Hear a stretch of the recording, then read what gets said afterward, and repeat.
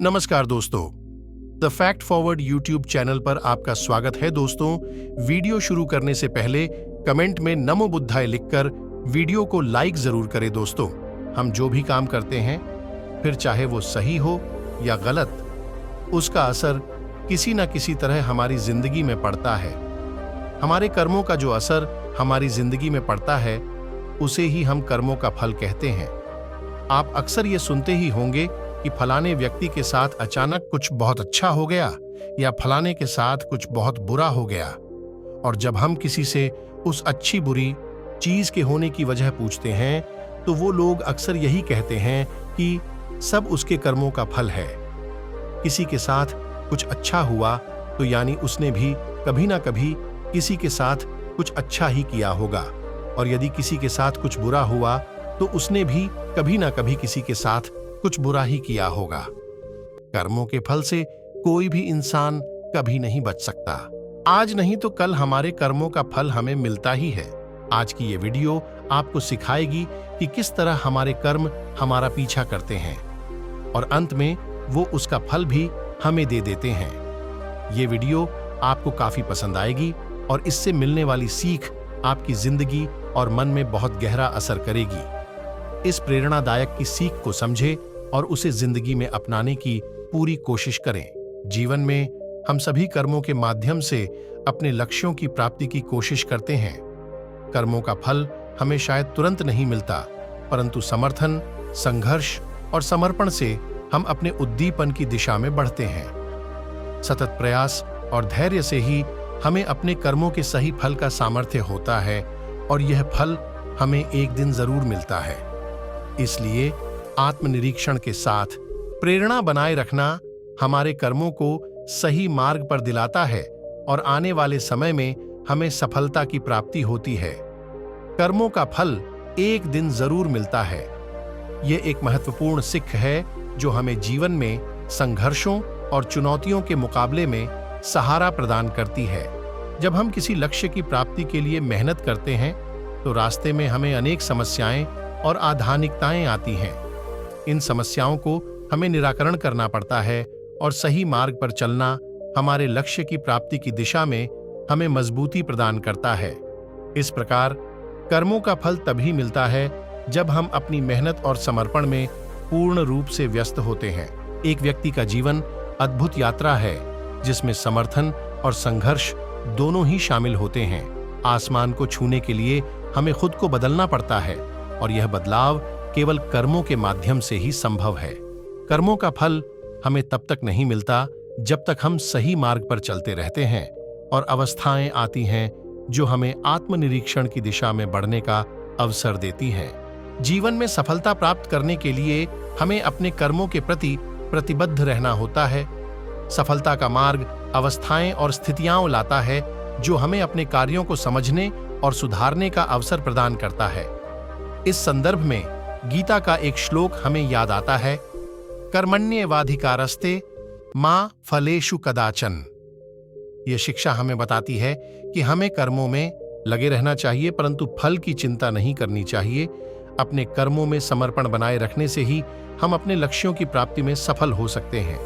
कभी कभी हम तुरंत फल प्राप्त करना चाहते हैं, और जब वह नहीं होता तो आत्मसमीक्षा और निराशा होती है, परंतु यह अहंकार होता है जो हमें धैर्य और सहानुभूति से वंचित करता है।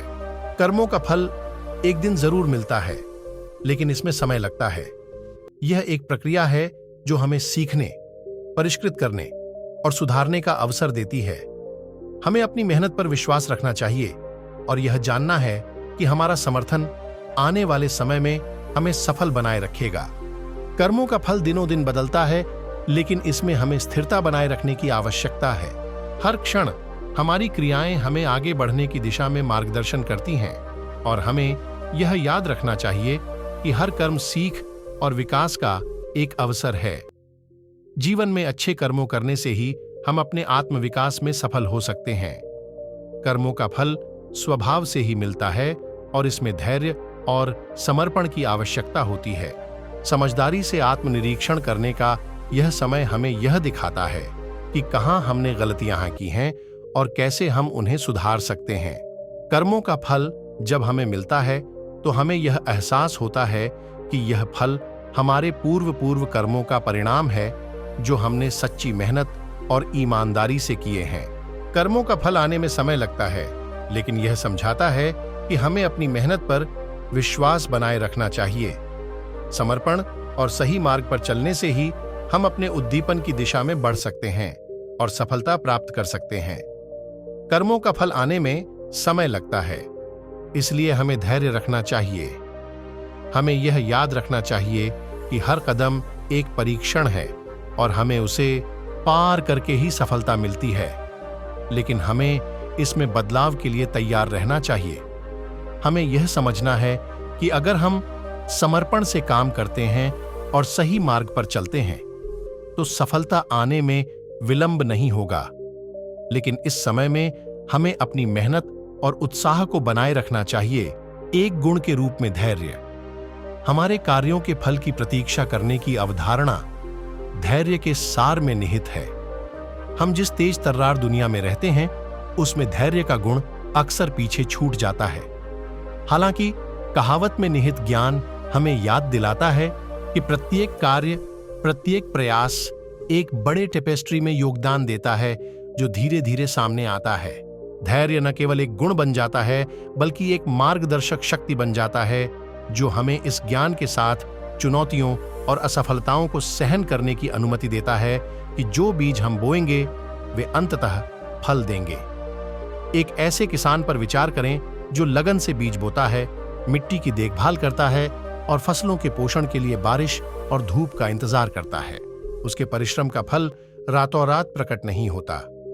पौधों को बढ़ने, फूलने और अंततः फसल देने में समय लगता है। इसी तरह हमारे जीवन में हम अपने काम, रिश्तों और व्यक्तिगत विकास में जो प्रयास करते हैं, वे तत्काल परिणाम नहीं दे सकते हैं, लेकिन वे हमारी यात्रा की कहानी को उजागर करने में योगदान करते हैं। विपरीत परिस्थितियों में लचीलापन। जीवन चुनौतियों, बाधाओं से भरा है, जो हमारी क्षमता और दृढ़ संकल्प की परीक्षा लेते हैं। कर्म का फल एक दिन अवश्य है का दर्शन प्रतिकूल परिस्थितियों में लचीलेपन को प्रोत्साहित करता है। यह हमें अस्थायी असफलताओं से विचलित हुए बिना अपने प्रयासों को जारी रखने और चुनौतियों को विकास के अवसरों के रूप में देखने के लिए प्रेरित करता है। एक ऐसे उद्यमी पर विचार करें जिसे व्यवसाय शुरू करने में प्रारंभिक विफलताओं का सामना करना पड़ता है। बाजार उम्मीद के अनुरूप प्रतिक्रिया नहीं दे सकता है और बाधाएं दुर्गम लग सकती हैं।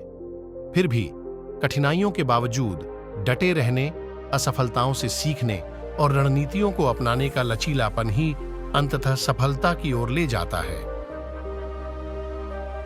प्रयासों का विलंबित फल मानव आत्मा में निहित लचीलेपन का प्रमाण है। आत्मचिंतन की भूमिका। विलंबित फल के दर्शन के केंद्र में आत्मचिंतन का विचार है।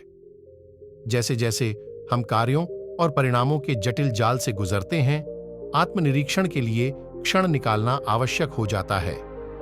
आत्म जागरूकता के माध्यम से ही हम अपने लक्ष्यों के साथ अपने कार्यों के संरेखण का मूल्यांकन करते हैं।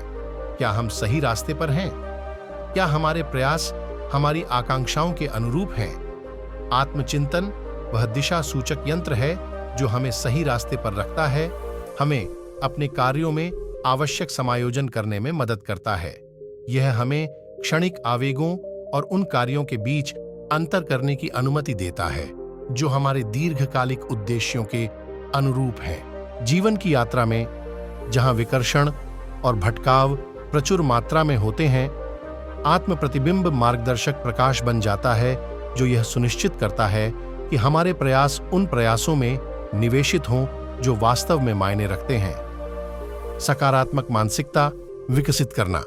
विलंबित फल का दर्शन भी सकारात्मक मानसिकता बनाए रखने के महत्व को रेखांकित करता है। अनिश्चितता और प्रतीक्षा की स्थिति में नकारात्मकता आसानी से जड़ें जमा सकती है। हालांकि यह समझना कि हमारे कार्यों का फल साकार होगा, सकारात्मक दृष्टिकोण को प्रोत्साहित करता है। यह आशा, आशावाद और विश्वास पैदा करता है कि हर चुनौती एक सीढ़ी है, रुकावट नहीं। एक छात्र पर विचार करें जो लगन से किसी प्रतियोगी परीक्षा की तैयारी कर रहा है।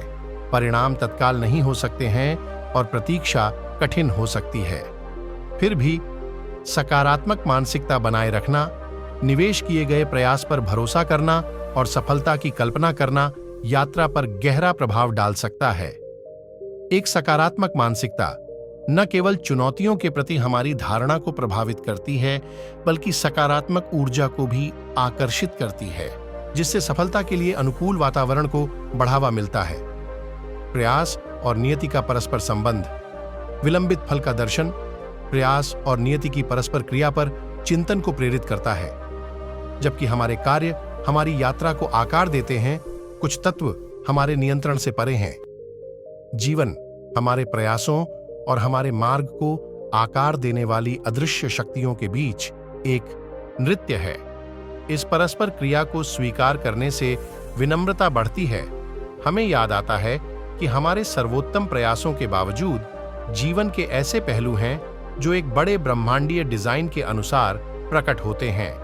भगवद गीता में भगवान कृष्ण परिणामों के प्रति आसक्ति के बिना अपने कर्तव्यों का पालन करने की अवधारणा की व्याख्या करते हैं। जैसे जैसे हम अस्तित्व की जटिलताओं से निपटते हैं, यह दर्शन एक प्रकाश स्तंभ बन जाता है, जो हमें याद दिलाता है कि हमारे प्रयास हालांकि तुरंत पुरस्कृत नहीं होते हैं, एक नियति में योगदान करते हैं जो अपने समय में सामने आती है। जीवन की सहानुभूति में आइए हम अपनी भूमिका यह जानते हुए कि हमारे परिश्रम का फल अनिवार्य रूप से हम तक पहुंचेगा। Thank you. Please subscribe our YouTube channel, The Fact Forward. Thanks for watching.